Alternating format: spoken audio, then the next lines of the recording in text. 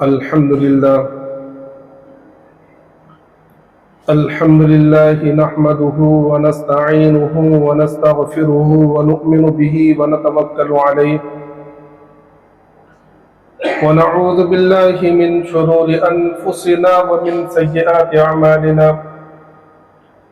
من يهد الله فلا مضل له ومن يضلله فلا هادي له ونشهد أن لا إله إلا الله وحده لا شريك له ولا نظير له ولا معين له ولا مشير له ولا مثال له ولا مثل له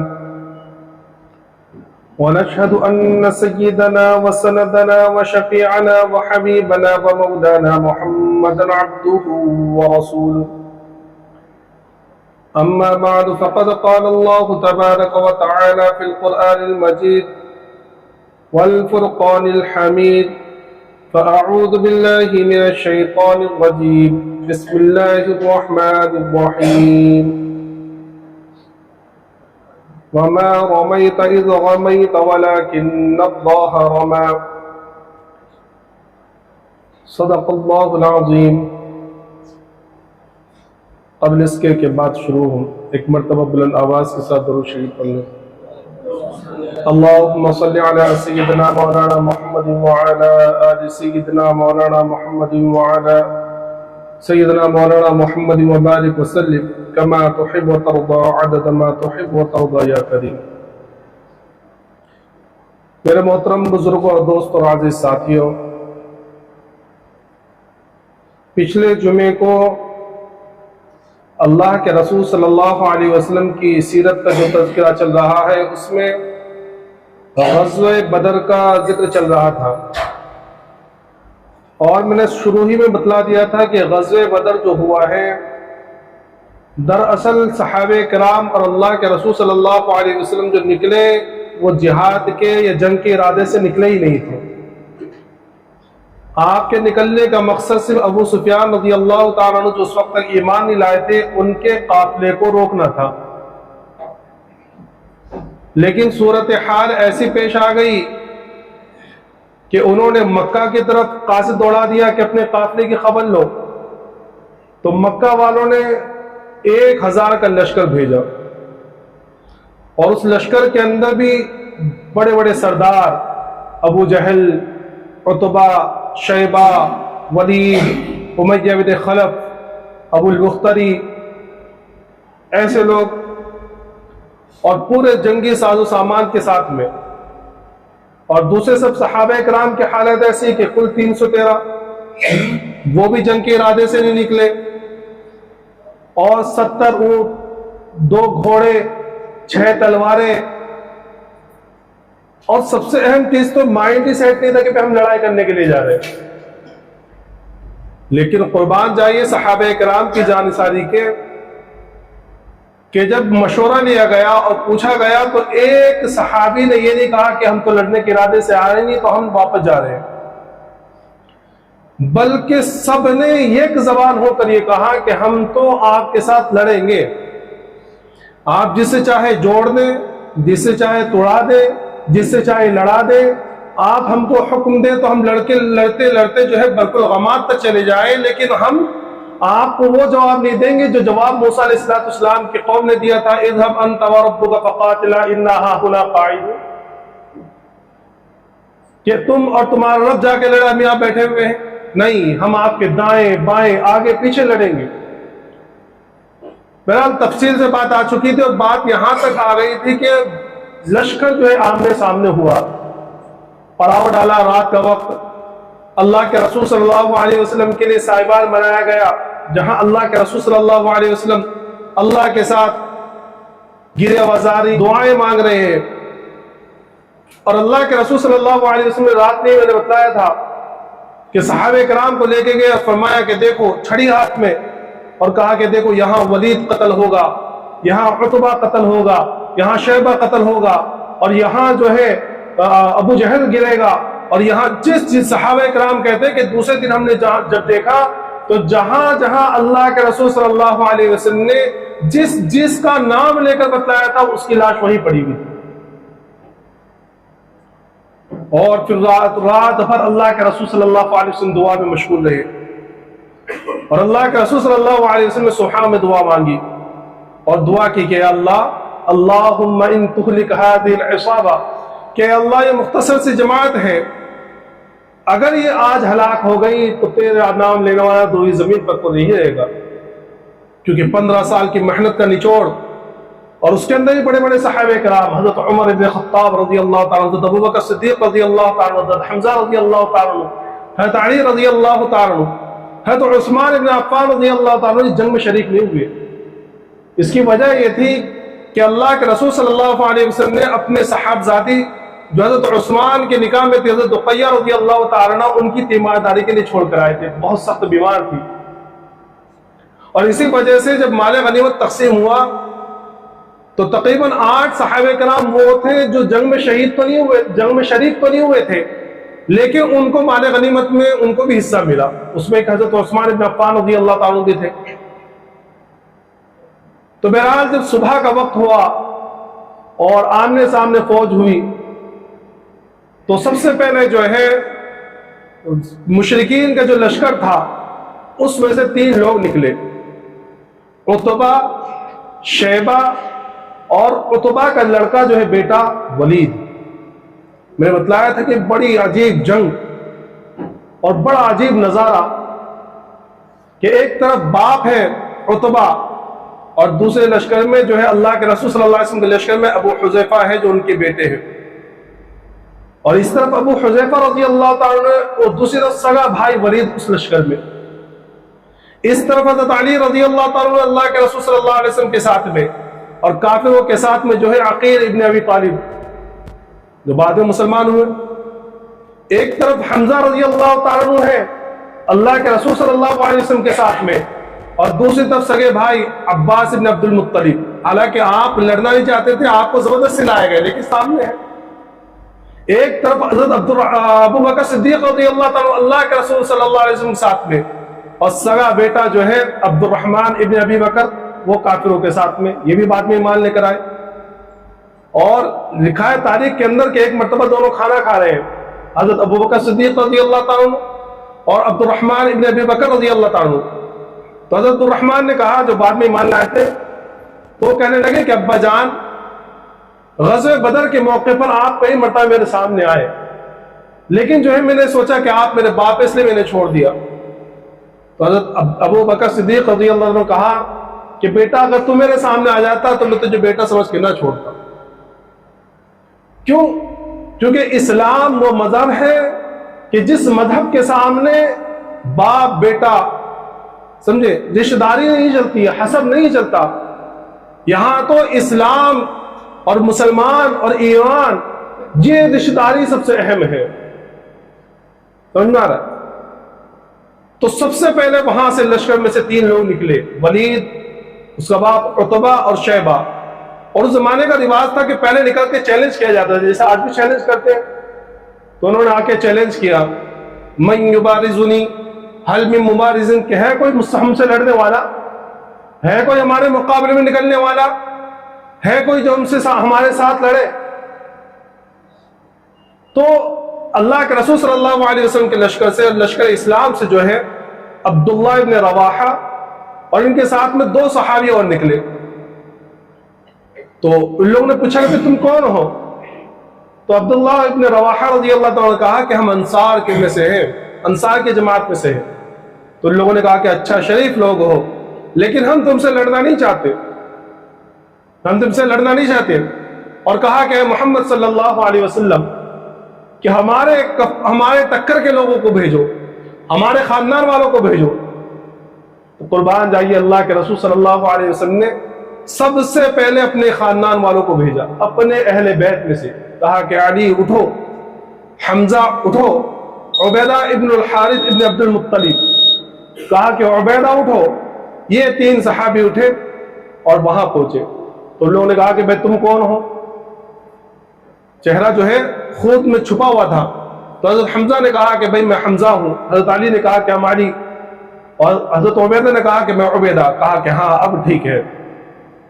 لڑائی شروع ہوئی تو حضرت حمزہ اور حضرت علی رضی اللہ تعالیٰ عنہ نے پہلے وار میں ہی اپنے مد مقابل کو ہلاک کر دیا، ختم کر دیا، لیکن حضرت عبیدہ رضی اللہ تعالیٰ عنہ اور ان کے ساتھ جو تھا اس سے جو ہے لڑائی ذرا زور میں چلی، ایک دوسرے کو زخم ہوا، اور اس نے اتنا تیزی کے ساتھ حملہ کیا اور اتنا کاری وار کیا کہ حضرت عبیدہ رضی اللہ تعالیٰ عنہ کا پیر کٹ گیا اور آپ پیچھے گر گئے، اور وہ آپ کو قتل کرنا چاہتا ہی تھا کہ حضرت علی رضی اللہ تعالیٰ عنہ حضرت حمزہ دونوں جو ہے مدد کے لیے پہنچے اور مدد کے لیے پہنچ کر اس کا کام تمام کر دیا، لیکن حضرت عبیدہ رضی اللہ تعالیٰ عنہ کو زخم آ گیا کافی، لائے گئے اللہ کے رسول صلی اللہ علیہ وسلم کے پاس آئے، اللہ کے رسول سے پوچھا کہ یا رسول اللہ کیا میں شہیدوں میں شمار ہوں؟ اللہ کے رسول صلی اللہ علیہ وسلم فرمایا کہ ہاں، تو کہنے لگے کہ میں آج عبد المطلب کے اس شعر کا زیادہ مستحق ہوں جس میں آپ نے تعریف کی تھی، وہ شعر پڑھ کے سنایا۔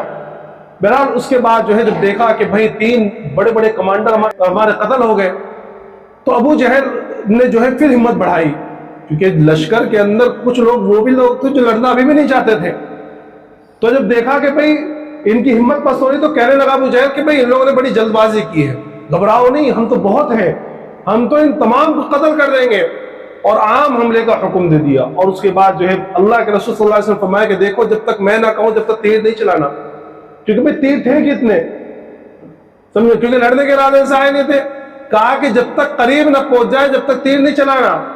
اور اس کے بعد جو ہے لڑائی شروع ہوئی، اور عام طور پر عام جو ہوتی ہے بھڑت ویسے بھڑت ہوئی، اور خوب مارکا ہوا، لڑائی ہوئی، اور اللہ کے رسول صلی اللہ علیہ وسلم فرمایا کہ بڑھو آگے بڑھو ایسی جنت کی طرف جس کی چوڑائی اور لمبائی جو ہے دنیا و آسمان و زمین سے بہت بڑی ہے۔ جب یہ الفاظ سنے تو حضرت عمیر ابن حمام ایک صحابی ہیں، انہوں نے کہا کہ واہ واہ واہ واہ، اللہ کے رسول صلی اللہ علیہ وسلم فرمایا کہ عمیر کیا بات ہے، کس بات کے پر واہ واہ کہہ رہے ہو؟ کہا کہ یا رسول اللہ بس جنت کی یاد آ گئی، اور کہا کہ یا رسول اللہ آپ دعا کیجئے کہ میں بھی جنت والوں میں شامل ہو جاؤں اور میں بھی شہید ہو جاؤں۔ تو اللہ کے رسول فرمایا کہ ہاں تم بھی شہید ہو، لیکن چونکہ میں نے بتلایا کہ عام لڑائی ہو گئی، بہت لڑائی ہوتی رہی، بہت ٹائم ہو گیا، تو صبح سے کچھ کھایا نہیں تھا، تو اپنے توشے میں سے کھجور نکال کے کھانے لگے، لیکن ابھی منہ تک پہنچائے تو کہنے لگے کہ ارے کھجور کھانا بہت دیر کی کام ہے، جنت میں جلدی پہنچنا چاہیے، اور کھجور کا توشہ وہاں پھینکا اور مجمع میں گھس گئے، اور لڑتے لڑتے لڑتے جو ہے وہیں شہید ہوئے، اور جو ہے بہت مارکا چلا۔ حضرت عبد الرحمن بن عوف رضی اللہ عنہ کہتے ہیں کہ میں اس میں صفوں میں کھڑا ہوا تھا، تو میں نے اپنے اغل بغل میں دیکھا، کیوں دیکھتے نا کہ بھئی لڑائی ہو رہی ہے، کبھی میرے اوپر کوئی آفت آ جائے، کوئی پریشانی آ جائے، زیادہ لوگ میری طرف آ جائے تو کوئی مدد کے لیے تو ہو، تو میں نے اپنے اغل بغل میں نظر ڈالی کہ دیکھو تو صحیح کون ہے کہ میرا ساتھ دے سکتے ہیں کہ نہیں۔ تو جب میں نے نظر ڈالی تو مجھے بڑا عجیب سا لگا کہ میرے دونوں طرف جو ہے چھوٹے بالکل نوجوان، کم عمر نوجوان کھڑے ہوئے ہیں، تو مجھے بڑا افسوس ہوا کہ کاش ان کی جگہ کوئی طاقتور ہوتا تو جو ہے میری مدد کر لیتا، ان کو مدد کی ضرورت پڑتی تو میں مدد کر دیتا، اور مجھے مدد کی ضرورت پڑتی تو وہ مدد کر دیتے۔ کہ میں ابھی اسی ادھیڑ پن میں تھا کہ میری دائیں طرف والا کم عمر نوجوان میرے پاس آیا، چپکی سے کہا کہ چچا جان ابو جہل کو جانتے ہو؟ تو میں نے اس سے کہا کہ تمہیں ابو جہل سے کیا کام ہے؟ کہا کہ ہم نے سنا ہے کہ وہ اللہ کے رسول صلی اللہ علیہ وسلم کو سب و شتم کرتا ہے، گالیاں دیتا ہے، آج ہم گھر سے قسم کھا کر نکلے ہیں کہ یا تو خود مر جائیں گے اس کو ماریں گے، اور کہنے لگا کہ جب نظر آ جائے تو مجھے بتا دینا۔ ابھی اپنی جگہ پہنچا ہی نہیں تھا کہ بغل والا دوسرے بائیں طرف والا میرے پاس آ گیا، اور چپکے سے اس نے بھی یہ بات کی کہ چچا جان ابو جہل کو جانتے ہو؟ کون ابو جہل ہے؟ کیوں؟ کیونکہ یہ انصاری صحابی ہیں۔ تو میں نے پوچھا کہ بھئی تمہیں کیا کام ہے ابو جہل سے؟ تو اس نے بالکل وہی بات کہی کہ آج تو قسم کھا کر آئے ہیں یا تو مریں گے یا ماریں گے، اللہ کے رسول کو گالیاں دیتے خبیث۔ تو میں نے دیکھا کہ ابو جہل جو ہے اپنے لشکروں کو جوش دلا رہا، اپنے لشکر والوں کو خوب ابھار رہا ہے کہ لڑو، اور بالکل وہ لوہے میں ڈوبا ہوا ہے، زرہ پہنی ہوئی ہے، خود پہنا ہوا ہے، اور گھوڑے پہ سوار ہے۔ تو میں نے ان دونوں کم عمر نوجوانوں سے کہا کہ دیکھو وہ جو دیکھ رہے گھوڑے پہ، وہ جو گھوڑے پہ ہے وہ گھوڑے پہ ابو جہل ہے، کہ بس اتنا سننا تھا کہ دونوں بھاگے، اور اس میں تو ایک اتنا چھوٹا تھا کہ اس کی تلوار جو کمر سے لٹک رہی تھی نا وہ زمین پہ گھسکتی ہوئی جا رہی تھی، اتنا چھوٹا۔ تو دونوں بھاگے، اور بھاگ کر ایک نے یہ چالاکی کی گھوڑے پر حملہ کیا، گھوڑے کے پیر کے اوپر، اور دوسرے نے ابو جہل کے پیر کے اوپر حملہ کیا، اور وہ ابو جہل گرا، اور اس کے اوپر ان لوگوں نے اس کو ادھمرا کر کے چھوڑ دیا۔ جب ان میں سے ایک صحابی جو ہے بعض نے الگ الگ دو روایتیں، ایک کہتے ہیں کہ ایک تو معوذ بن عفرا تھے اور ایک عوف بن عفرا تھے، اور ایک روایت میں یہ ہے کہ ایک صحابی تو یہی تھے معوذ بن عفرا، اور دوسرے صحابی جو تھے معاذ بن عمرو بن جموح۔ تو یہ جو معاذ تھے، جب انہوں نے جو ابو جہل کے اوپر حملہ کیا تو جیسی تلوار انہوں نے ماری تو ابو جہل کا جو بیٹا اکرمہ ابن ابی جہل، جو بعد میں ایمان لے کر آئے، اسلام کے کمانڈر بنے بہت بڑے، انہوں نے اس نے جو ہے ان کے ہاتھ کے اوپر حملہ کیا اور ہاتھ جو ہے کاٹ دیا۔ لیکن یہ ہاتھ جو ہے یہ پورا نہیں کٹا، بلکہ تھوڑا سا کھال کے اندر لٹکا رہا۔ اب یہ اسی طرح ایک ہاتھ کو لٹکا کر لڑتے رہے، لیکن خود کہتے ہیں جب مجھے زیادہ تکلیف اور زیادہ پریشان کیا تو میں نے وہ ہاتھ اپنے پیر کے اندر دبایا اور زور سے کھینچا، وہ ہاتھ کو توڑ کے پھینک دیا۔ آپ تصور کر سکتے ہیں کہ کیا جذبہ کہ اللہ کے راستے میں اپنی جان کو لٹانے کا، کہ اپنے ہاتھ کو اس طرح کوئی کاٹ دیا، ہاتھ تو ہمارے انگلی سے خون میں نکل جاتا ہے تو ایسا ہوا اٹھا رہے تھے، پتہ نہیں کیا ہو گیا تھا، سمجھے؟ تو اس کے بعد جو ہے جب یہ بالکل ابو جہل کو ادبرا چھوڑ کے چلے آئے، اس کے بعد مار کا ہوتا رہا۔ اس کے بعد جب اللہ کے رسول صلی اللہ علیہ وسلم نے زور سے جب آواز سے آئی تو ایک صحابی کھڑے تھے وہیں، دونوں نے پوچھا کہ یا رسول اللہ کیا بات ہے؟ وہ دیکھو کہ وہ حضرت جبرائیل علیہ السلام آئے 500 کا لشکر لے کر۔ اس کے بعد پھر آواز آئی، کہا کہ یا رسول اللہ کیا ہوا؟ کہا کہ وہ دیکھو میکائیل آگے 500 کا لشکر لے کے، اور فرمایا کہ 1000 کی مدد اللہ تبارک تعالیٰ نے فرشتوں کی بھیجی۔ اچھا، یہ پہلا، فرشتے تو پہلے بھی اترتے تھے، لیکن یہ پہلا غزوہ ہے جس کے اندر فرشتوں نے لڑائی بھی لڑی ہے۔ اس سے پہلے فرشتے آتے تھے دلوں کو مضبوط کرنے کے لیے، سہارا دینے کے لیے، کسی لڑائی میں شریک نہیں ہوئے ہیں۔ غزوہ بدر وہ غزوہ اور وہ لڑائی ہے جس کے اندر فرشتے لڑائی میں شریک ہوئے ہیں، اور اللہ ظاہر سی بات ہے کہ فرشتے بھائی دنیا والے تھوڑی ہیں، فرشتے تو آسمان کی مخلوق ہیں، ان کو لڑائی بڑھائی تو آتی نہیں، تو اللہ نے سکھایا فَضْرِبُوا فَوْقَ الْأَعْنَاقِ وَضْرِبُوا مِنْهُمْ كُلَّ بَنَانٍ، کہ ان کی گردنوں پر تلوار مارنا اور ان کے کورووں کے اوپر تلوار مارنا۔ یہ اللہ نے فرشتوں کو لڑائی لڑنا سکھایا، اور ہوا بھی اسی طرح۔ کئی صحابہ کرام سے نقل کیا گیا ہے کہ ہم اس ایک کافر کے پیچھے بھاگے اور میں نے تلوار اٹھائی اور میری تلوار اس کی گردن تک پہنچنے سے پہلے اس کی گردن نیچے۔ تو ایک صحابی فرماتے ہیں کہ ہم نے ان لوگوں کو جن کو فرشتوں نے قتل کیا تھا اس طرح پہچانا کہ جس کے اوپر صرف تلوار کا نشان ہوتا تو ہم سمجھ جاتے کہ ہمارے کسی ساتھی نے قتل کیا ہے، اور جس کے اوپر تلوار کے ساتھ ساتھ میں جلے ہوئے کا نشان ہوتا تو ہم سمجھ جاتے کہ یہ فرشتوں نے قتل کیا، کیونکہ فرشتوں کی جو ضرب ہوتی ہے وہ آگ کے اس سے ہوتی ہے، تو آگ سے جلنے کا نشان بن جاتا تھا۔ اس لڑائی کے اندر جو حضرت عباس کافروں کی طرف سے تھے، تو وہ جب لڑائی ختم ہوئی تو وہ بہت، حضرت عباس ابن عبد المطلب جو ہے یہ اللہ کے رسول صلی اللہ علیہ وسلم کے چچا ہیں، تو یہ بڑے اونچے تھے قد میں، اتنے اونچے تھے کہ تاریخ کے اندر لکھا ہے کہ جب یہ گھوڑے پر سوار ہوا کرتے تھے نا تو ان کے پیر زمین پہ ٹکا کرتے تھے، اتنے لمبے ترنگے، ہائٹ بہت زیادہ۔ لیکن یہ اللہ کے رسول صلی اللہ علیہ وسلم کا ایک معجزہ یہ بیان کیا جاتا ہے، ظاہر سی بات ہے کہ جو انسان ہائٹ میں لمبا ہو تو جب وہ بیٹھے گا تو بیٹھنے والے میں بھی تو لمبا دکھے گا، لیکن لکھا ہے کتابوں کے اندر کہ اللہ کے رسول صلی اللہ علیہ وسلم جب حضرت عباس رضی اللہ عنہ کے ساتھ بیٹھتے تو اللہ کے رسول اونچے دکھتے، یہ اللہ کے رسول کا معجزہ تھا۔ تو بہرحال یہ بڑے ہٹے کٹے صحابی، تو ان کو ایک چھوٹے سے قد کے صحابی حضرت ابو یوسف رضی اللہ تعالیٰ پکڑ کے لا رہے، تو لوگوں کو بڑا تعجب ہوا، یہ چھوٹے سے کہ ایسے تھے کہ اگر واقعی گتم گتا ہو جائے تو حضرت عباس کے ٹھونک پہ اڑ جائے، اور پکڑ کے لا رہے اور کہنے لگے یا رسول اللہ میں نے ان کو پکڑا ہے۔ حضرت عباس رضی اللہ عنہ کہنے لگے کہ یا رسول اللہ انہوں نے مجھے نہیں پکڑا، مجھے تو ایک گنجے شخص نے جو بڑا خوبصورت نوجوان تھا اس نے میرے ہاتھ باندھ کے دیے۔ تو حضرت ابو یوسف کہنے لگے کہ یا رسول اللہ نہیں میں نے پکڑا۔ تو اللہ کے رسول نے فرمایا کہ چپ کر، کہ فرشتوں نے تیری مدد کی ہے۔ اللہ کے رسول صلی اللہ علیہ وسلم پھر اسے ایک مٹی اٹھائی مٹھی بھر اور مٹی کے اوپر پھونکا اور اس کو پھینکا اور کہا کہ شاہت الوجوہ، اور یہ مٹی اللہ کی قدرت کا کرنا ایسا ہوا کہ یہ مٹی ایک مٹھی مٹی جو تھی وہ 1000 کے لشکر میں ہر ایک کی آنکھ میں پھونک گئی۔ اسی کو قرآن کریم نے وَمَا رَمَيْتَ إِذْ رَمَيْتَ وَلَكِنَّ اللَّهَ رَمَا سے تعبیر کیا کہ جو مٹی آپ نے پھینکی وہ آپ نے نہیں پھینکی، وہ تو اللہ نے پھینکی ہے۔ کہ ظاہر سی بات ہے یہ ایک مٹھی مٹی اگر ہم پھینکیں تو کتنے چار سامنے والے لوگوں کے آنکھوں میں پہنچنا مشکل ہے. تو وہاں 1000 کے لشکر کا جتنا تھا سب جو تھے سب کے آنکھوں میں پہنچ گئی اور سب کے آنکھوں سے دکھنا بند ہو گیا. اور پھر صحابہ کرام کو عام اللہ کے رسول نے فرمایا کہ اب جو ہے ٹوٹ پڑو، اب ٹوٹ پڑو، اب لڑو. تو تمام صحابہ نے ایک عام حملہ کیا اور پھر سفید درہم برہم ہوئی، سارے سفید تتر بتر ہو گئی. 70 جو ہے کافر قتل ہوئے اور 70 کو قیدی بنایا گیا اور باقی لوگ بھاگے. اور صحابہ کرام کے اندر جو ہے 14 صحابہ کرام شہید ہوئے، 6 مہاجر صحابی اور 8 جو ہے وہ انصار صحابی. اور اس کے بعد شام ہوتے ہوتے پورا میدان جو ہے صاف ہو گیا. اللہ تبارک و تعالی نے اللہ کے رسول صلی اللہ علیہ وسلم صحابہ کرام کو فتح مبین عطا فرمائی. 17 رمضان کا دن سمجھے.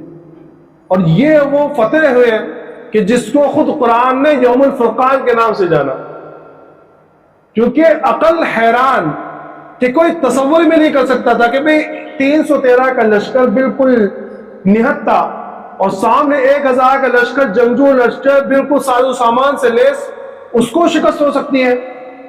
اس لیے کتابوں کی تاریخ کے اندر لکھا ہے کہ جب یہ کافروں کا لشکر بھاگا اور سب سے پہلے ایک شخص ہے تو وہ جب وہاں پہنچا تو وہاں تو ایک دم جوش خروش تھا. وہاں تو یہ تھا کہ بس اب خبر آنے والی کہ مسلمان قتل کر دیے گئے اور اب مسلمانوں کو شکست ہو گئی اور بالکل تیار. لیکن جب وہاں پہنچی، اطلاع پہنچی تو پوچھنے لگے، لوگوں نے پوچھا کہ بھئی کیا ہوا؟ کہا کہ بہت بڑی شکست ہوئی کہ ابو جہل بھی مارا گیا، عتبہ بھی مارا گیا، شیبہ بھی مارا گیا، ولید بھی مارا گیا، ابو البختری بھی مارا گیا. حالانکہ ابو البختری کے بارے میں اللہ کے رسول صلی اللہ علیہ وسلم نے شروع میں یہ اعلان کر دیا تھا کہ دیکھو کوئی عباس کو اگر کوئی پائے تو انہیں قتل نہ کرنا، کیونکہ وہ خود نہیں آئے، صبر سے آئے گئے. ابو البختری کو قتل نہیں کرنا، کیونکہ ابو البختری وہ شخص تھا کہ مکہ کے اندر یہ کبھی اللہ کے رسول صلی اللہ علیہ وسلم کو اس نے کبھی تکلیف نہیں پہنچائی، ہمیشہ آپ کے ساتھ. بلکہ جو مقاطعہ بائیکاٹ کیا تھا نا وہ شیب ابی طالب میں، تو اس کے خلاف سب سے پہلے کھڑے ہونے والا یہی شخص تھا، ابو البختری. تو اللہ کے رسول صلی اللہ علیہ وسلم نے کہا کہ ابو البختری کو قتل نہیں کرنا. لیکن لکھا ہے کتابوں کے اندر کہ جب صحابہ کرام نے اس کو دیکھا تو ایک صحابی لڑتے لڑتے اس کے پاس پہنچ گئے. تو وہ صحابی کہنے لگے کہ دیکھو تمہیں اللہ کے رسول نے قتل کرنے کے لیے مجھے منع کیا ہے. تو ابو البختری کہنے لگا کہ میرے ساتھ جو میرا رفیق ہے ساتھ میں، کہا کہ نہیں صرف تمہارے لیے ہے یہ حکم. تو کہا کہ میں اپنے دوست کو چھوڑنا نہیں چاہتا. اور یہ لڑنے لگے، جب لڑنے لگے تو مجبوراً لڑتے لڑتے یہ بھی قتل ہوا، ابو البختری بھی. تو یہ بھی بڑا جنگجو اور بڑا کمانڈر اور بڑا سردار شمار ہوتا تھا. امیہ بن خلف کے بارے میں لکھا ہے کہ بڑا شیطان شخص. تو عبد الرحمن بن عوف رضی اللہ تعالیٰ عنہ اور اس میں مکہ کے اندر بڑی دوستی تھی. تو حضرت عبد الرحمن بن عوف رضی اللہ عنہ خود بیان کرتے ہیں کہ میں جو کافروں کی بہت سارے زریں جمع کر کے لا رہا تھا تو میں نے دیکھا کہ امیہ اپنے لڑکے کے ساتھ کھڑا ہے. تو جب اس نے مجھے دیکھا تو کہنے لگا کہ عبد الرحمن کیا کر رہے ہو؟ کہا کہ میں کافروں تمہارے ساتھیوں کی جو زریں لے کے جا رہا ہوں. کہا کہ تمہیں یہ بات پسند نہیں کہ تمہیں بہت دودھیل یعنی دودھ دینے والی اونٹنیاں تمہیں ملے؟ ان زیروں سے بہتر کیا میں نہیں ہوں؟ یعنی اگر تم مجھے قید کر لو گے تو میں فدیے کے اندر تمہیں بہترین اونٹنیاں دوں گا جو بہت دودھ دینے والی ہوگی. تو میں نے وہ زرہ چھوڑی اور امیہ کو پکڑ لیا، امیہ اور اس کے لڑکے کو. جب میں لے کر چلا تو حضرت بلال رضی اللہ تعالیٰ عنہ انہوں نے دیکھ لیا. مکہ کے اندر حضرت بلال جو ہے امیہ بن خلف کے غلام تھے اور یہ امیہ بن خلف بہت زیادہ ظلم کیا کرتا تھا. حضرت بلال رضی اللہ تعالیٰ کو بہت زیادہ آپ کے سر کو داغتا، کبھی لوہے سے، کبھی مکہ کے اندر جو ہے شریر نوجوانوں کے حوالے کر دیتا. وہاں حضرت بلال کو پورے مکہ کی گلیوں کے اندر گھسیٹتے پھرتے. حضرت بلال رضی اللہ عنہ کے زمان میں وہی ہوتا احد احد احد. تو حضرت بلال نے جب دیکھا تو فوراً کہنے لگے اوہو امیہ کافروں کا سرغنہ اور سردار، اور اس کی تلوار لے کے اس کے پیچھے بھاگے. تو حضرت عبد الرحمن نے کہا کہ بھائی میں اس کو پناہ دے چکا، میں اس کو قید کرنے کے لیے لے کے جا رہا ہوں، یہ میرا جنگی قیدی ہے. کہا کہ نہیں ایسے نہیں چھوڑیں گے. اور حضرت بلال نے زور سے آواز لگائی کہ ارے ادھر آؤ ادھر آؤ، یہ امیہ بن خلف، یہ کافروں کا سرغنہ. تو سارے لوگ دوڑ پڑے.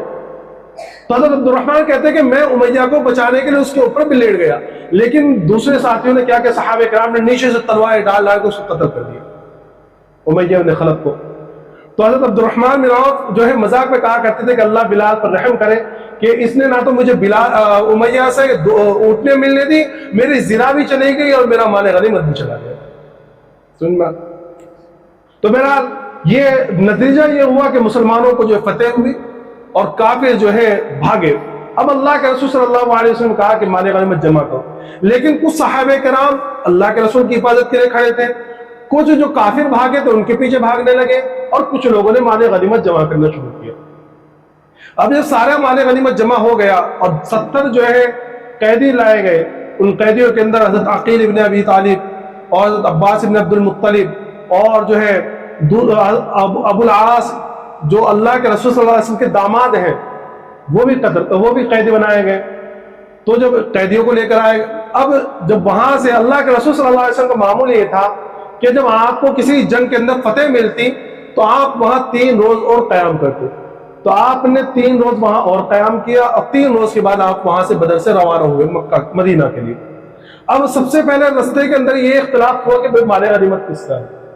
جنہوں نے مال غنیمت اکٹھا کیا تھا وہ کہنے لگے کہ مال تو ہم نے جمع کیا تو یہ ہمارا ہے. جو کافروں کے پیچھے ان کا تعاقب ان کو خدیڑنے کے لیے گئے تھے وہ آ کے کہنے لگے کہ بھائی ہم تو کافروں کو بھگانے کے لیے گئے تھے، ورنہ اگر ہم بھی یہیں کھڑے تو ہمارے گھر ہم ہی جمع کرتے. اور جو اللہ کے رسول صلی اللہ علیہ وسلم کی حفاظت کے لیے کھڑے تھے وہ کہنے لگے کہ بھئی ہم تو اللہ کے رسول کی حفاظت کر رہے تھے ورنہ ہم بھی مال غنیمت جمع کرتے. بہرحال معمولی سے اختلاف ہوا. بعد میں اللہ کے رسول صلی اللہ علیہ وسلم آیت نازل ہوئی، اللہ کے رسول نے پھر صحابہ کرام کے اندر مال غنیمت جو ہے اس میں اللہ کے حکم کے مطابق تقسیم کر دیا. اور جو ہے یہ اللہ کے رسول نے 2 صحابہ کرام کو بھیجا کہ جاؤ اور مدینہ کے اندر فتح کی بشارت سناؤ. جب وہ لوگ پہنچے تو صحابی کہتے ہیں کہ فتح کی خبر ہم کو اس حال میں ملی کہ ہم اللہ کے رسول صلی اللہ علیہ وسلم کی صاحبزادی حضرت رقیہ رضی اللہ تعالی عنہا کو دفن کر کے اپنی مٹی جو اپنے ہاتھوں سے جھاڑ رہے تھے. یعنی کہ اس درمیان میں حضرت رقیہ رضی اللہ تعالی عنہا کا انتقال ہو گیا. جب یہ خبر وہاں ملی تو جو لوگ، میں نے بتلایا تھا کہ جب لڑائی کے ارادے سے نکلے تو بہت سے لوگ ایسے تھے جو مدینہ میں رہ گئے تھے، تو وہ لوگ جو ہے فوراً وہاں سے اللہ کے رسول صلی اللہ علیہ وسلم کو مبارکباد دینے کے لیے وہاں سے روانہ ہوئے. اللہ کے رسول صلی اللہ علیہ وسلم نے جو مقتولین تھے کافروں کے ان کو تو بدر کے اندر ہی ایک کنویں کے اندر ڈال دینے کا حکم دے دیا کہ ساروں کو اس بدر کے اس کنویں کے اندر ڈال دو. اور ڈالنے کے بعد جو ہے اللہ کے رسول صلی اللہ علیہ وسلم روایت میں آتا ہے کہ وہاں کھڑے بھی ہوئے اللہ کے رسول اس کنویں کے پاس اور آواز دینے لگے کہ اے امیہ بن خلف تو کیا معاملہ ہوا، ابو جہل کیا معاملہ ہوا. اچھا ابو جہل جب یہ لشکر فتح ہو گئی تو اللہ کے رسول صلی اللہ علیہ وسلم نے صحابہ کرام سے پوچھا کہ بھئی ابو جہل کا کیا ہوا، آپ وہیں ہیں، لڑائی ختم ہو گئی. تو صحابہ کرام میں سے عبداللہ بن مسعود رضی اللہ عنہ کھڑے ہوئے، کہا کہ یا رسول اللہ میں جاتا ہوں دیکھنے کے لیے. آپ پورے لشکر کا اور پورے جو میدان تھا اس کا چکر لگاتے لگاتے وہاں پہنچے جہاں ابو جہل قتل ہوا تھا، گرا ہوا تھا، لیکن جان باقی تھی، ادمرا تھا. تو اس نے پوچھا کہ کیا مسئلہ، کون ہے؟ کہا کہ میں عبداللہ بن مسعود. کہا کہ اچھا بکریاں چرانے والے، مینگنے اٹھانے والے. حضرت عبداللہ بن مسعود جو ہے مکہ کے اندر بکریاں چرایا کرتے تھے. تو ابھی بھی گھمنڈ اتنا کہ ابھی بھی کہنے لگا کہ اچھا بکریاں چرانے والے. کہا کہ نتیجہ کیا نکلا؟ کہا کہ اللہ رب العزت نے ہمیں فتح نصیب فرمائی، محمد صلی اللہ علیہ وسلم کو فتح ملی اور یہ لوگ قتل ہو گئے. تو اس وقت بھی اس نے کہا کہ آج بھی جتنی نفرت میں پہلے کرتا تھا آج بھی اس سے زیادہ نفرت میں تم لوگوں سے کرتا ہوں. بعد میں حضرت عبداللہ بن مسعود جب اس کی گردن کاٹنے لگے تو کہنے لگا کہ میری گردن جو یہاں سے کاٹنا، سینے کے پاس سے. کیوں؟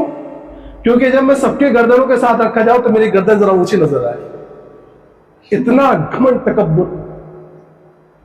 تو اللہ کے رسول صلی اللہ علیہ وسلم کے پاس جب اس کی گردن لے کر جائے گئی تو اللہ کے رسول نے فرمایا کہ جس طرح موسیٰ علیہ السلام کے زمانے کا فرعون تھا، میری امت کا فرعون یہ ہے، اور موسیٰ علیہ السلام کے فرعون سے زیادہ بدترین شخص یہ شخص ہے. کیوں؟ کیونکہ موسیٰ علیہ السلام کے زمانے کا جو فرعون تھا اس نے تو مرتبہ کلمہ پڑھ لیا تھا، سمجھے؟ جس وقت وہ ڈوب رہا تھا نا تو اس نے کلمہ پڑھا تھا کہ میں اس اللہ پر ایمان لاتا ہوں جس کی بنی اسرائیل پرستش کرتے ہیں. لیکن میری امت کا فرعون آخری وقت تک تکبر میں گم رہا، تکبر میں رہا. آخر وقت اس نے کلمہ نہیں پڑھا، آخر وقت وہ تکبر کے اندر ہی مرا ہے. تو کہا کہ یہ میری امت کا فرعون اس فرعون سے زیادہ شدید ترین شخص ہے. تو بہرحال اس طرح ابو جہل بھی قتل ہوا اور صحابہ کرام واپس ہوئے. اب مسئلہ وہاں پہنچا، مدینہ میں جب پہنچے تو اللہ کے رسول صلی اللہ علیہ وسلم سے پہلا حکم یہ دیا کہ اب ظاہر سی بات ہے 70 قیدی ہیں تو ان کو کیسے رکھا جائے. تو اللہ کے رسول صلی اللہ علیہ وسلم نے قیدیوں کو بانٹ دیا، فلاں صحابی کے ساتھ ایک قیدی، فلاں کہا کہ ان کے ساتھ اچھا معاملہ کرنا، کہ قیدیوں کے ساتھ اچھا معاملہ کرنا. کون قیدی ہے؟ یہ وہ لوگ ہیں جو اللہ کے رسول صلی اللہ علیہ وسلم کے دشمن ہیں. ہاں ساتھ میں کچھ لوگ اچھے لوگ بھی ہیں، لیکن اکثر وہ لوگ ہیں جو اللہ کے رسول صلی اللہ علیہ وسلم کے دشمن تھے.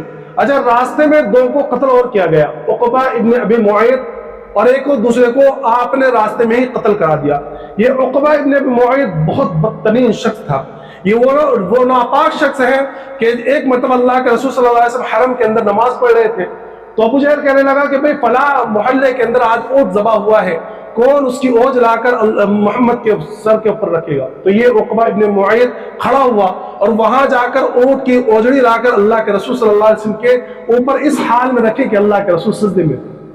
اور وہ اتنی بھاری تھی کہ اللہ کے رسول صلی اللہ علیہ وسلم سے اپنا چہرہ اپنا سر اٹھایا نہیں گیا. اللہ کے رسول صلی اللہ علیہ وسلم صحابہ زینب آئی اور آپ نے جو ہے اس کو اپنے ہاتھوں سے ہٹایا، جب جا کے اللہ کے رسول صلی اللہ علیہ وسلم سجدے سے اٹھے. ایک مرتبہ اللہ کے رسول صلی اللہ علیہ وسلم نماز پڑھ رہے تھے کہ اس نے اپنی چادر جو ہے اللہ کے رسول صلی اللہ علیہ وسلم کے گلے میں ڈال کر گھونٹا، اور اتنا گھونٹا کہ اللہ کے رسول بالکل سانس نکلنے کے قریب ہو گیا. حضرت ابو بکر صدیق دوڑے ہوئے آئے اور آپ کو اس کو دھکا دیا اور آپ کو بچایا. یہ وہ شخص تھا. تو اللہ کے رسول صلی اللہ علیہ وسلم نے اس کو وہیں رستے میں قتل کرنے کا حکم دے دیا. تو دو کو اس طرح قتل کیا گیا. تو میں جب مکہ مدینہ کے اندر پہنچے تو اللہ کے رسول نے فرمایا کہ قیدیوں کے ساتھ اچھا سلوک کرو. تو لکھا ہے تاریخ کے اندر کہ ایسا سلوک کیا ہے. ابو العاص جو بعد میں ایمان لے کر انہوں نے کہا کہ ہم نے اب انصار سے زیادہ حسن خلق اور اچھے اخلاق والا کس کو نہیں پایا.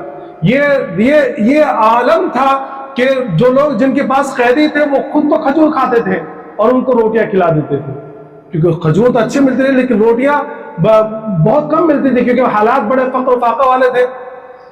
تو صحابہ کرام خود کھجور کھا کر زندگی راتیں گزارتے اور ان کے ساتھ جو اچھا سلوک کرتے. حضرت عباس رضی اللہ عنہ کو جب قید کیا گیا تو آپ کے ہاتھ کو ذرا مضبوط باندھ دیا گیا تو آپ کے کراہنے کی آواز آنے لگی تو اللہ کے رسول کروٹیں بدلنے لگے کیونکہ چچا ہے بھائی. تو اللہ کے رسول صلی اللہ علیہ وسلم فرمایا کہ بھائی کوئی ہے جو عباس کی مشقیں کھول دے، ان کو تھوڑی ڈھیلی کر دے. تو صحابہ کرام فوراً دوڑے اور آپ کی مشقیں جو رسی تھی وہ ہلکی کر دی. اب مسئلہ آیا کہ کیا کرنا چاہیے. دوسرے دن فجر کے بعد مشورہ لیا گیا کہ کیا کرنا چاہیے. سب سے پہلے حضرت ابوبکر صدیق رضی اللہ عنہ رائے کیا رائے دی. حضرت ابوبکر نے فرمایا کہ یا رسول اللہ یہ اپنے ہی خاندان والے ہیں، اپنے ہی لوگ ہیں، اپنے بھائی ہیں، کہ میری رائے تو یہ ہے کہ ان کو فدیہ لے کے چھوڑ دیا جائے. ہو سکتا ہے کہ کل اللہ تبارک تعالیٰ ان کو ایمان دے کر ہماری جو آنکھوں کو ٹھنڈک پہنچا دے کہ فدیہ لے کر چھوڑ دیا جائے. کہا کہ بہت اچھی رائے. حضرت عمر رضی اللہ عنہ رائے پوچھی کہ بھئی تمہاری رائے کیا ہے. تو حضرت عمر ان کی تو شان نرالی، وہ کہنے لگے کہ یا رسول اللہ میری رائے تو کہ سب کو قتل کر دیا جائے. اور قتل بھی ایسا نہیں، قتل ایسا کرے کہ میرا فلاں رشتہ دار ہے میرے حوالے کرو، میں اس کی گردن اڑاؤں گا. اور عقیل کی گردن حضرت علی اڑائے اور عبد الرحمن دوسرے جو ہے رشتہ دار ہیں ان کی گردن اس کے رشتہ دار اڑائے، یعنی ہر ایک اپنے رشتہ دار کی گردن اڑائے، ساروں کو قتل کر دیا جائے. تو اللہ کے رسول نے ان کی رائے کو پسند نہیں کیا اور فیصلہ یہ ہوا حضرت ابوبکر صدیق رضی اللہ عنہ کی رائے کے مطابق کہ بھئی ان کو فدیہ لے کے چھوڑ دیا جائے. 1000 سے 3 یا 4000 دینار تک فدیہ مقرر کیا گیا. کچھ لوگ وہ تھے جو بالکل نادار تھے تو ان کا پھر یہ متعین کیا گیا کہ بھئی جو پڑھے لکھے لوگ ہیں، چونکہ مکہ والے عام طور پر پڑھے لکھے تھے، تو جو پڑھے لکھے لوگ ہیں وہ مدینے کے لوگوں کو 10 بچوں کو پڑھائیں، جب وہ لکھنا پڑھنا سیکھ جائے تو وہ آزاد کر دی جائیں گے. لیکن فیصلہ تو یہی ہوا اور اللہ کے رسول کو اختیار بھی دیا گیا تھا کہ آپ کو اختیار ہے، آپ چاہیں تو چھوڑ دیں اور آپ چاہیں تو قتل کر دیں. لیکن اللہ کی طرف سے اعلان یہ ہوا کہ اگر اللہ کی طرف سے یہ نوشتہ تقدیر نہ ہوتا تو فدیہ لینے کے اوپر آپ کے اوپر عتاب نازل ہوتا. سمجھے؟ جب دوسرے دن حضرت عمر پہنچے ہیں تو دیکھا کہ حضرت ابوبکر بھی رو رہے ہیں، اللہ کے رسول بھی رو رہے ہیں. تو حضرت عمر نے کہا کہ یا رسول اللہ کیا بات ہے آپ دونوں رو رہے ہیں، آپ یا تو مجھے بتلائیے کہ بھئی کیا بات ہے تو میں بھی آپ کے ساتھ میں رو. تو اللہ کے رسول صلی اللہ علیہ وسلم فرمایا کہ فدیہ لینے کے اوپر جو عتاب نازل ہوا ہے اس کے اوپر ہم رو رہے ہیں، اور میں اس درخت کے جو درخت سامنے کھڑا ہے اس درخت سے زیادہ قریب اس عذاب کو دیکھ رہا ہوں جو اللہ فدیہ لینے کی وجہ سے نازل کرنے والا تھا. لیکن چونکہ نوشتہ تقدیر اللہ کا لکھا ہوا تھا اس لیے اس عذاب کو روک دیا گیا. اور اللہ کے رسول کے اور صحابہ کرام کو اور یہ آیت نازل ہوئی ما کان للنبی کہ کسی نبی کے لیے جائز نہیں ہے کہ وہ اچھی طرح خون بہانے سے پہلے فدیہ لے، کیونکہ جتنے لوگ تھے یہ وہ لوگ تھے جنہوں نے اسلام کو ختم کرنے کی پوری سازش کی ہے۔ میرا فیصلہ یہی ہوا کہ بھئی فدیہ لے کر چھوڑ دیا جائے۔ 70 جو تھے ان کو فدیہ لے کر چھوڑ دیا گیا۔ ان میں آپ کے جو داماد تھے ابو العاص، تو اب ظاہر سی بات ہے یہ بھی جنگی قیدی ہیں، تو ان کے فدیے کے لیے زینب رضی اللہ تعالیٰ عنہ جو مکہ میں تھی، انہوں نے ایک سامان بھیجا، تو اس سامان کے اندر وہ ہار بھی تھا جو حضرت خدیجہ رضی اللہ تعالیٰ عنہ نے شادی کے موقع پر حضرت زینب کو دیا تھا۔ جب وہ ہار اللہ کے رسول صلی اللہ علیہ وسلم کے سامنے پیش کیا گیا تو آپ کے اوپر رقت طاری ہو گئی۔ تو آپ نے کہا کہ بھئی کیا یہ نہیں ہو سکتا کہ یہ ہار زینب کو واپس کر دیا جائے؟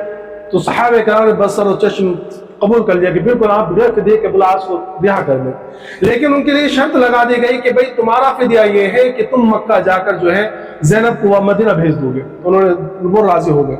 بہرحال یہ وہ جنگ ہے اور وہ غزوہ ہے جس کے اندر مسلمانوں کو ایسی فتح نصیب ہوئی کہ جس دن کو اللہ تبارک تعالیٰ نے یوم الفرقان کے نام سے جانا، اور پھر اس کے بعد ایک دھاک بیٹھ گئی لوگوں کے درمیان، اور ایک اسلامی سلطنت کی جو بنیاد تھی اس کو مضبوطی ملی ہے۔ یہ ہے غزوہ بدر، اور اس کے اندر وہ صحابہ کرام کی جانثارانہ تقاریر اور آپ کے اپنے آپ کو اللہ کے حکم کے اوپر لٹانا، اور یہ سبق ملتا ہے کہ دیکھو مسلمان اور اللہ کا وعدہ مسلمانوں کے ساتھ ہر زمانے کے اندر ہے، اور اللہ نے صاف صاف اعلان کر دیا ہے وعد اللہ الذین آمنوا منکم وعملوا الصالحات لا یستخلفنہم فی الارض، کہ جب تک ایمان والے ایمان پر جمے رہیں گے اللہ کی مدد ہر حال میں آئے گی، وہ چاہے اس زمانے کے ہو یا اس زمانے کے ہو یا قیامت تک کے ہو۔ جب بھی حالات آئیں گے تو حالات کو کوسنے کے بجائے اپنے آپ کو دیکھیں کہ اگر ہم بھی اللہ کے احکامات کے اوپر اپنے آپ کو لٹانے والے اور اللہ کے احکامات کو اپنے اوپر اوڑھنے والے بنیں گے تو آج بھی اللہ بھی وہی ہے، قرآن بھی وہی ہے، نبی بھی وہی ہے۔ اللہ کی مدد آج بھی ویسے ہی آئے گی جیسے کہ غزوہ بدر میں آئی تھی، لیکن شرط یہی ہے کہ ہم اپنے آپ کو صحیح طریقے سے ایمان والا بنائیں، ہم صحیح طریقے سے مومن بن جائیں۔ اللہ تبارک و تعالیٰ تمام کو کہنے سننے کے ساتھ ساتھ عمل کی توفیق عطا فرمائے۔